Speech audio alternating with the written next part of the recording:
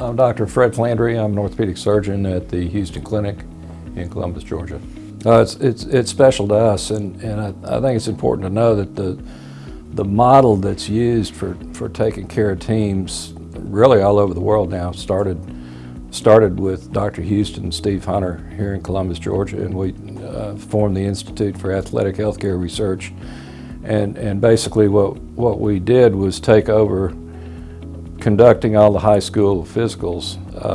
In the day, people would just go to an emergency room or a pediatrician and get a cursory heart and lung exam and sign a form, and they were off and running. And we brought it all together into a comprehensive program, and we'd examine up to 1,800 kids in a day through a number of screening stations, not only looking at their general medical parameters, but looking at a lot of athletic parameters, and we collected data and did research on that, and wrote, published several groundbreaking papers on hypertension in high school athletes and things of that.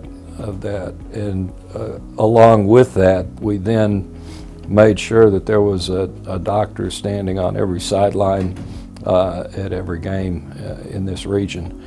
And even that was a pretty groundbreaking thing. Dr. Hughston was the first physician to actually walk out and stand on an athletic sideline. And at the time that he did that, it was frowned upon, but he did it not out of selfishness or not out of marketing, but he did it because he thought the best examination you could get was at the moment of the injury. 2 or 3 days later, when they came to your office, they were swollen and stiff, and you couldn't feel the laxity of that knee ligament injury like you could the moment that it happened.